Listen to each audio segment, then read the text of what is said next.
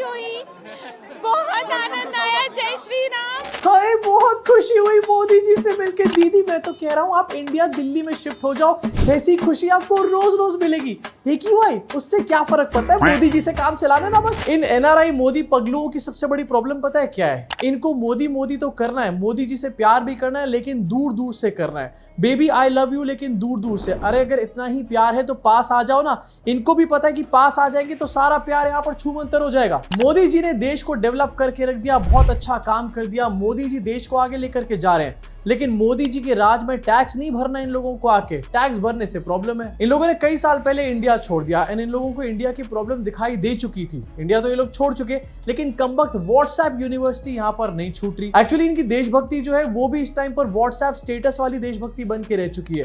जैसे कोई भी रिपब्लिक डे या फिर इंडिपेंडेंस डे आता है तो डीपी पे तो तिरंगा लगा लेते हैं, लेकिन देश में आकर के तिरंगा फहराने में इनको बहुत ज्यादा प्रॉब्लम है। खैर से और चोमुओं से भी आपको आगे मिलवाने वाला हूं और भी बहुत सारा एंटरटेनमेंट भी यहाँ पर होगा, लेकिन पहले बता देना चाहता हूँ मोदी जी इस टाइम पर साउथ अफ्रीका में है। Modi ji G20 summit attend वहां पर करने गए हैं जोहानिसबर्ग में। एंड जोहानिसबर्ग का AQI है इस टाइम पर 38 AQI में मोदी जी बैठे हैं। टैक्स पेयर ने कौन सी गलती कर दी भैया, हमारे को क्यों यहाँ पर 400 में छोड़ दिया। अब मोदी जी जोहानिसबर्ग पहुंचे एंड उसके बाद से अफ्रीकन लोग जो है मोदी जी के पैरों में गिरे चले जा रहे हैं। बात करेंगे इसके बारे में एंड साथ में मोदी जी की पोजीशनिंग के बारे में भी बात करेंगे। वर्ल्ड लीडर्स में मोदी जी सेंटर में खड़े हैं। तुम्हारे को अगर नहीं दिखाई दे रहा तो तुम्हारे को मोतियाबिंद हो चुका है। लेकिन सबसे पहले शुरुआत करना चाहता हूं कुछ और मोदी पगलूस के साथ। NRI भक्स, ये सबसे ज्यादा क्रिंज और इरिटेटिंग लगते हैं मुझे। जब पता है कि मोदी जी ने इंडिया बदल दिया है तो तुम अभी भी इंडिया छोड़ छोड़कर जा क्यों रहे हो? पुरानों की तो बात छोड़ ही दो यहाँ पे।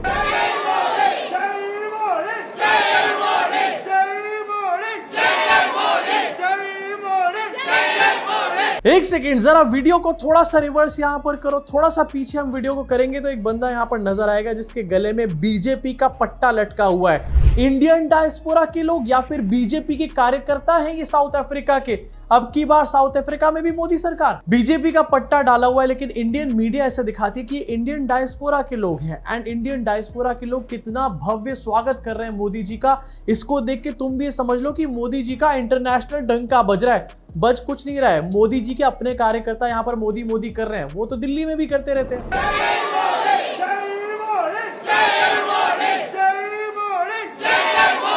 भाई जय मोदी तो ठीक है, लेकिन हरा कुर्ता क्यों पहना हुआ है तुमने? तुम्हारे को पूरी तरीके से कैंसिल कर दिया जाएगा IT सेल के द्वारा। इन भाई साहब के कुर्ते की वजह से सारा टूल किट खराब हो चुका है। चाह कर भी ये लोग वीडियो नहीं शेयर कर रहे हैं यहाँ पे। एंड जिस एंथुजियाज्म से यहाँ पर जय मोदी के नारे लगाए जा रहे हैं, ये बताओ भाई साहब, फ्लाइट से जब उतरे तो आपको होटल वगैरह कुछ मिला या फिर ऐसे ही आपको यहाँ पर लाइन में खड़ा कर दिया है? क्योंकि साफ साफ इनकी शक्लों से पता चल रहा है कि ये अभी अभी इंडिया से लैंड यहाँ पर करें। और एक वीडियो में आगे चल के आपको दिखाऊंगा अभी यहाँ पे, जिसमें भाई साहब खुद ही बता रहे हैं कि वो स्पेशली इंडिया से आए हैं। अरे जब इंडिया से आकर के और साउथ अफ्रीका में स्वागत कराना है तो फिर इंडिया में ही रह लो, यही स्वागत करा लो। टैक्स पेयर के पैसे पे ये सब ड्रामा क्यों? It was such an exciting feeling meeting such an amazing Prime Minister. He's the same Prime Minister that is going to turn India into a developed country. सच बताओ बेटा, आपकी स्पीच किसने लिखी है? क्योंकि आपकी स्पीच ऐसा लग रहा है कि अमित मालविया ने लिखी है और एक्सेंट मुझे ऐसा लग रहा है कि ये अनंत अंबानी बोल रहा है। भाई अनंत अंबानी से इंस्पायर होकर लोग उनका एक्सेंट अडॉप्ट कर रहे हैं। क्या चल रहा है, क्या हो रहा है ये? Can do generation. अभी लड़का काफी यंग है और मैं इसको कोई हेट नहीं देना चाहता, लेकिन इसकी बातें सुनो एंड इसकी बातें सुनकर भी आपको समझ में आ जाएगा कि ये किसी और ने लिखी है एंड इस बेचारे बच्चे से यहाँ पर ये बातें कहलवाई जा रही हैं। शर्म आनी चाहिए यार इन लोगों को, कम से कम कोई बड़ा बंदा तो उठा लेते। He is the same Prime Minister that is going to turn India into a developed country in 2047. To achieve that, this is the same Prime Minister who will turn India into a developed country in 2047. यानी कि इस बच्चे के हिसाब से 2047 तक मोदी जी प्रधानमंत्री रहने वाले हैं। एंड इसलिए मैं कह रहा हूं ये इस बच्चे ने नहीं लिखा है, ये किसी और ने बैठ करके लिखा है एंड इस बच्चे को आगे भेज दिया है सिर्फ ये बोलने के लिए। माना कि मोदी जी महामानव है, माना कि मोदी जी नॉन बायोलॉजिकल है, लेकिन 2047 तक मोदी जी PM रहने वाले हैं। ये बात अगर मोदी जी को बता दोगे ना तो सुनकर ही मोदी जी थक जाएंगे। we need a GDP per capita of $20,000. With GDP growth of 8% per year, we can achieve that and become a developed nation. and Modi will transform. बेटा अगर आपके पेरेंट्स को ये चीज लग ही रही है कि मोदी जी इंडिया को ट्रांसफॉर्म करने वाले हैं, डेवलप्ड नेशन बनाने वाले हैं, तो अपने पेरेंट्स को बोलो कि प्लीज वापस दिल्ली का टिकट कटवा ले, क्योंकि डेवलपिंग कंट्री में रहने में उनको किस बात की शर्म है। अभी तक जो आपने देखा वो कुछ भी नहीं था। अब मैं आपको क्रिंज प्रो मैक्स दिखाने वाला हूँ। हर बार मोदी जी बाहर जाते हैं एंड कभी किसी को मोदी जी की बातें सुन के आंखों में आंसू आ जाते हैं, कभी कहते हैं कि वो गॉड है, गॉड लिविंग गॉड है मेरा। लेकिन आज एक और आंटी इसी सीरीज में जुड़ चुकी है। मैंने फर्स्ट टाइम मोदी जी को देखा और मैं इतनी खुश हुई, इतने नजदीक से पास से मैंने पहली बार देखा। इनफैक्ट आंटी जी 2 दिन तक हाथ नहीं धोने वाली अपने मोदी जी को टच करने के बाद। और मैं बोलूंगी कि मोदी जी आप सालों साल प्राइम मिनिस्टर बन के रहे और आपका आशीर्वाद सदा हमारे साथ रहे। दक्षिण अफ्रीका में आपका बहुत बहुत स्वागत है और बहुत अच्छा लगा। मैं तो सोचती हूँ कि 2 दिन तक अपने हाथ नहीं धोऊंगी मोदी जी आपके साथ हाथ मिलाने के बाद। 2 दिन तक ये हाथ नहीं धोने वाली मोदी जी से हाथ मिलाने के बाद। मेरे को उन लोगों पे तरस आ रहा है जो इन आंटी के हाथ का खाना खाने वाले, क्योंकि ये हाथ नहीं धोने वाली, चाहे ये कुछ भी कर ले। अब ये आंटी जी भी इंडिया को डेवलप बनाने की बातें कर रही है। कहीं ऐसा तो नहीं है वो जो लड़का था वो इन्हीं आंटी का कोई रिलेटिव है? सेम बातें दोनों बोल रहे हैं यहाँ पे। मैंने फर्स्ट टाइम मोदी जी को देखा और मैं इतनी खुश हुई, इतने नजदीक से पास से मैंने पहली बार देखा। यहाँ पर इन्होंने फर्स्ट टाइम मोदी जी को देखा है। मोदी जी साउथ अफ्रीका कई बार जा चुके हैं। कहाँ थी आंटी आप तब? अगर आप मोदी जी की इतनी बड़ी फैन है, मोदी जी इतने अच्छे हैं, देश को डेवलप बना रहे हैं, तो पहले जब मोदी जी आए थे साउथ अफ्रीका तो आप मोदी जी से क्यों नहीं मिली थी? 2 दिन तक हाथ नहीं धोगे ये तो आपने बता दिया, लेकिन दिमाग आपका कई सालों से नहीं धुला, गोबर भर गया इसमें। बिलीव ही नहीं कर पा रही हूँ कि मोदी जी ने मेरा हाथ पकड़े, हैंडशेक किया। मतलब मेरे पास कुछ शब्द ही नहीं है। मोदी जी है तो मुमकिन है। बिलीव ही नहीं कर पा रही हूँ कि मोदी जी ने मेरा हैंड पकड़ा है यहाँ पर, एंड मेरे पास शब्द ही नहीं है। जब कुछ भी समझ नहीं आया तो गाने के लिरिक्स याद आ गया, मोदी है तो मुमकिन है। मोदी जी को देख देख कर इतना पागल हो रहे। मोदी जी के साथ अगर यहाँ पर दिल्ली में आकर के शिफ्ट हो गए तो इनको तो मेंटल हॉस्पिटल में भर्ती करना पड़ जाएगा यहाँ पे। अच्छा, तभी ये लोग इंडिया नहीं आ रहे हैं वापस, क्योंकि ये लोग मोदी जी को मिलकर के पागल हो जाएंगे रोज रोज। इसी के साथ एक और वीडियो आपको यहाँ पर दिखाना चाहता हूँ। यहाँ पर पूरा टूल किट एक्सपोज हो जाता है। मोदी जी के fans, Indian diaspora Modi ji का स्वागत कर रहे हैं, ऐसा कुछ भी नहीं है। ये इंडिया के ही लोग हैं, यहाँ से फ्लाइट में लद के गए होंगे, कुछ मोदी जी के फ्लाइट में पीछे बैठ करके चले गए होंगे। ये खुद ही अंकल बता रहे हैं यहाँ पर आगे। हाँ, मुलाकात हुई, हाथ भी मिलाया उनसे। इट्स टू मच एक्साइटेड, बहुत अच्छा लगा।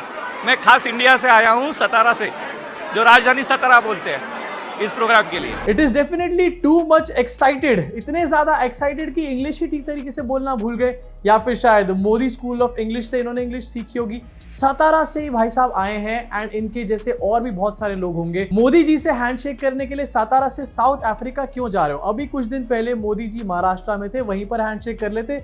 इतना खर्चा तो कम से कम नहीं होता। वैसे खर्चा क्या ही हुआ होगा, खर्चा तो टैक्स पेयर का हुआ है। अब ये तो था इंडियन डायस्पोरा। अब आपको दिखाना चाहता हूँ रियल डील। मोदी जी वहां पर जब लैंड किए ना, उसके बाद से अफ्रीकन लोग मोदी जी के पैरों में गिर गए एकदम से। एंड मैं मजाक नहीं कर रहा यार, तुम्हें हर चीज मजाक लग रही है। देखो अपनी स्क्रीन के ऊपर IT सेल वाले लोग शेयर भी कर रहे हैं। People fall on the ground to bow down to a leader. This is the respect Modi commands across the world. अरे मोदी जी के सामने पूरा साउथ अफ्रीका नतमस्तक हो रहा है। एक बार तो गोदी मीडिया को भी ये चीज देखकर कॉम्प्लेक्स हो जाएगा कि हमसे ज्यादा मोदी जी के सामने कौन झुक सकता है। लेकिन क्या ये बात सच है क्या?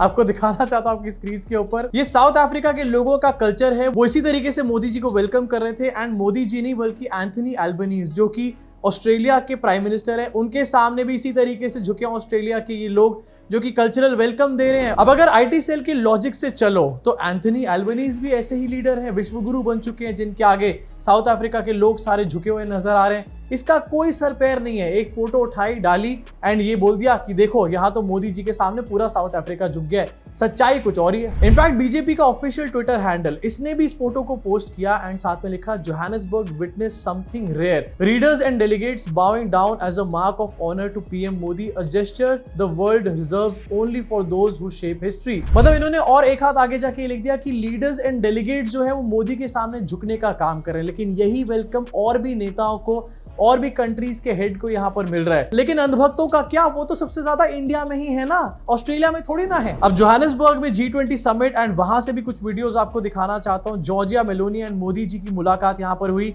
अब बातें क्या हुई ये तो डेफिनेटली कोई नहीं बताएगा, लेकिन खाखा खीखी is the constant. Giorgia Meloni को हिंदी नहीं आती, मोदी जी को इंग्लिश नहीं आती, खाखा खीखी नहीं करेंगे तो और क्या बोलेंगे। इनफैक्ट एक और वीडियो सामने निकल कर आया जहां पर मोदी जी जिस तरीके से लोगों को झप्पी मारते हैं उसी तरीके से अब मोदी जी को लोग झप्पियां मार रहे हैं। ये पट पट करके झप्पियां पड़ रही है मोदी जी को। एंड मजे की बात तो ये कि इस वीडियो में भी कोई ऑडियो यहां पर आपको सुनाई नहीं देगा। आखिरकार ऑडियो क्यों नहीं आता? मोदी जी की इतनी अच्छी आवाज है, मोदी जी इतने ग्रेट ऑरेटर है, ऑडियो तो होना चाहिए ना। इसी साथ मोदी जी ने कुछ फोटोज पोस्ट करी है। एंथनी एल्बनीज के साथ इनकी मीटिंग हुई है एंड साथ में कनाडा के पीएम के साथ भी मीटिंग हुई है। कनाडा के पीएम को लाल आंख क्यों नहीं दिखा रहे मोदी जी, आखिरकार कब दिखाएंगे? एंड यहाँ पर अनाउंसमेंट करी गई Australia Canada India technology and innovation partnership की। कनाडा में लोग हर आए दिन एंटी इंडिया हरकतें करते हैं। कनाडा के बड़े बड़े नेता हमने देखा है, उनके अगेंस्ट यहाँ पर नैरेटिव भी चलते हैं। दूसरी तरफ मोदी जी कनाडा के साथ इंडिया की पार्टनरशिप यहाँ पर करवा रहे हैं टेक्नोलॉजी में। ये चल क्या रहा है आखिरकार? मोदी जी ट्रोल क्यों कर रहे हैं भक्तों को? एंड एक और फोटो मोदी जी ने पोस्ट करी जहां पर सारे वर्ल्ड लीडर्स हैं, सबकी यहाँ पर ग्रुप फोटो हुई है, लेकिन इसमें पोजिशनिंग आपको दिखाना चाहता हूं। एंड ये सबसे इंपॉर्टेंट इसलिए है क्योंकि हर बार इसी पोजिशनिंग को लेकर के बात होती है। मोदी जी क्या आपको सेंटर में नजर आ रहे हैं? डेफिनेटली नहीं। अगर आपको मोतियाबिंद होगा तो भी शायद नजर नहीं आएंगे। इनफैक्ट काफी ज्यादा राइट पोजीशन में मोदी जी नजर आ रहे हैं। ऑलमोस्ट कोने में मोदी जी यहाँ पर खड़े हुए हैं। एंड फिर भी कुछ लोग यहाँ पर बोलते हैं कि मोदी जी का तो जोहानिसबर्ग में डंका बजा है यार, मानो मेरी बात। अब देखो पोजीशनिंग बहुत ज्यादा इंपॉर्टेंट है एंड फिर से आपको इसकी वीडियो भी दिखाता हूँ क्योंकि हर बार पोजीशनिंग को लेकर कहा जाता है कि मोदी जी बिल्कुल सेंटर में खड़े हैं, विश्व गुरु है, समिट में विश्व गुरु पहुंच चुका है। एंड एक बार तो इनफैक्ट यहाँ पर ये भी कह दिया था कि पूरे वर्ल्ड के लीडर्स मोदी जी को फॉलो करते हुए सीढ़ियों पे से उतर रहे हैं। बकायदा अंजना रूबिका ने इसके ऊपर शोज भी बना दिए थे। लेकिन क्या अब मोदी जी की पोजीशनिंग के ऊपर कोई शो या फिर कहीं पर कोई मेंशन किया जाएगा? मैं यहाँ पर इस पोजीशनिंग को मेंशन इसलिए कर रहा हूँ क्योंकि इस पोजीशनिंग से एक्चुअल में कोई बहुत बड़ा फर्क नहीं पड़ जाता। जो होस्ट कंट्री होती है उसके लोग सेंटर में खड़े होते हैं एंड ये जो पोजीशनिंग होती है हर समिट पे बदलती रहती है। लेकिन यहाँ पर बैठे गोदी मीडिया के लोग एंड IT सेल के लोग ये नैरेटिव बनाते हैं इन चीजों के ऊपर एंड आपके आंखों में धूल झोंकते हैं जब आपके सामने रियल इश्यूज खड़े होते हैं, ये समझा के कि देखो मोदी जी विश्व गुरु बन गए, अब सवाल मत पूछो इंडिया में। अब मोदी जी ने यहाँ पर एक एड्रेस भी किया इस G20 समिट में एंड कुछ बातें भी यहाँ पर बोली हैं। लेकिन सबसे पहले टेलीप्रॉम्प्टर का जो फ्यूज उड़ा है वो तो आपको दिखा दें। यहाँ पर पढ़ पढ़ के बोल रहे हैं मोदी जी, लेकिन फिर भी अब्बा डब्बा जब्बा हो रहा है। ये सुनिश्चित करने के लिए क्रिटिकल मिनरल्स का बहुत बड़ा रोल है। ये मानवता की साझी पढ़ने के बाद भी मोदी जी मिनरल्स को सही तरीके से नहीं बोल पा रहे, मिनरल्स को मिनियल्स बोल रहे हैं। सपना सपना सपना। देखो अगेन ऐसी बातों से कोई बहुत ज्यादा फर्क नहीं पड़ता, लेकिन मोदी जी के लिए इसलिए फर्क पड़ता है क्योंकि मोदी जी एंड इनकी पूरी टीम ये नैरेटिव सेट कर चुकी है कि मोदी जी से बड़ा ऑरेटर कोई है ही नहीं पूरे वर्ल्ड में। अब जब ग्रेट ऑरेटर पढ़ पढ़ के बोल रहे हैं तो कम से कम सही तरीके से तो बोल ले, अब्बा डब्बा जब्बा क्यों? टेक्नोलॉजी, क्रेडिट, इंश्योरेंस और मार्केट एक्सेस की चुनौती। कौन सी चुनौती? और मार्केट एक्सेस की चुनौती। कौन सी चुनौती? मोदी जी क्या कह रहे हो, मुझे समझ ना आ रहा। और मार्केट एक्सेस की चुनौती, जो चीज हम जैसे लोगों को यहाँ पर समझ नहीं आ रही कि मोदी जी क्या बोलने की कोशिश कर रहे हैं, कोई डिकोड नहीं कर पा रहा, वो मोदी जी के अनपढ़ भक्त कैसे समझेंगे? अब मोदी जी की स्पीच सुनाने चला तो आपको ऐसी सपना सपना सवन्ना यहाँ पर सुनने को मिलता रहेगा, कुछ भी समझ नहीं आने वाला। लेकिन क्या मोदी जी ने बड़ी बातें यहाँ पर बोली है ये आपको एक बार बताना चाहता हूँ। सबसे पहले 6 बड़े आइडियाज यहाँ पर मोदी जी ने दिए हैं। ड्रग टेरर रोकना, ग्लोबल हेल्थ टीम बनाना, अफ्रीका स्किल्स को डेवलप करना, ट्रेडिशनल नॉलेज बैंक की बात कही गई है, free satellite data, mineral recycling की बात करी गई है। ग्लोबल हेल्थ की मोदी जी बात कर रहे हो, अपने दिल्ली वालों की हेल्थ का क्या है? वो तो यहाँ पर फेफड़े खराब कर रहे हैं अपने। लेकिन इसके अलावा क्लाइमेट पे स्ट्रॉन्ग डील यहाँ पर बनी है, $1 ट्रिलियन क्लाइमेट फाइनेंस का प्लान बनाया गया है। यूएस ने इस समिट को पूरी तरीके से बॉयकॉट किया है क्योंकि यूएस साउथ अफ्रीका से डेफिनेटली नाराज था एंड तभी तो मोदी जी यहाँ पर गए थे। क्योंकि अगर डोनाल्ड ट्रंप यहाँ पर आते तो आपको भी याद होगा एशियान समिट हुआ था एंड उससे पहले गाजा समिट भी हुआ था, मोदी जी वहां पर गए थे क्या? इसके साथ यूक्रेन का सिर्फ एक लाइन में यहां पर मेंशन किया गया, ज्यादा मोदी जी ने वॉर रुकवाने की बातें नहीं करी। ज्यादा फोकस यहां पर मोदी जी का ग्लोबल साउथ और साउथ अफ्रीका के ऊपर था। डेफिनेटली साउथ अफ्रीका के ऊपर ही फोकस होगा ना, इंडिया के प्रधानमंत्री थोड़ी ना मोदी जी। अब इतनी सारी चीजें यहाँ पर हुई, लेकिन G20 समिट को जो यूएस ने बॉयकॉट किया है और जो डोनाल्ड ट्रंप यहाँ पर नहीं पहुंचे, वो एक्चुअली में इस टाइम पर सबसे बड़ी इंटरनेशनल न्यूज है। ये मोदी जी का डंका बज रहा है या फिर एंथनी एल्बनीज का बज रहा है, ये सब नहीं। G20 समिट का बहुत इंटीग्रल पार्ट है यूएस। एंड जब इंडिया में भी G20 समिट हुआ था उस टाइम पर भी जो बाइडेन यहाँ पर आए थे, मोदी जी ने उनको वेलकम किया था, लेकिन इस टाइम पर डोनाल्ड ट्रंप G20 समिट नहीं पहुंचे। एंड मोदी जी के लिए तो बहुत अच्छी बात थी ना ये। अब देखो पिछले 2 समिट जहां पर यूएस था, मोदी जी नहीं थे, इस वाले में मोदी जी है, यूएस नहीं है। अगले वाले से ये बात पूरी तरीके से श्योर हो जाएगी कि क्या मोदी जी डोनाल्ड ट्रंप को अवॉइड कर रहे हैं या फिर नहीं कर रहे। मोदी जी का तो बहुत अच्छा दोस्त है ना डोनाल्ड ट्रंप, तो इस तरीके से अवॉइड क्यों किया जा रहा है। अब इसके बारे में आपका क्या सोचना है, नीचे कमेंट सेक्शन में अपनी भड़ास को पूरी तरीके से निकाल डालो। मोदी जी का डंका बजा या फिर नहीं बजा, आपको क्या लगता है। अभी के लिए इस वीडियो में सिर्फ इतना ही। ऐसी और वीडियोस अगर आपको देखनी हो तो नीचे सब्सक्राइब का बटन दबा के बेल आइकन दबा देना। आई थिंक अभी तक तो आपने दबा ही दिया होगा, नहीं तो गोदी मीडिया में फंसे रह जाओगे। मुलाकात करूंगा आप सब लोगों से इस चैनल के अगले वीडियो में।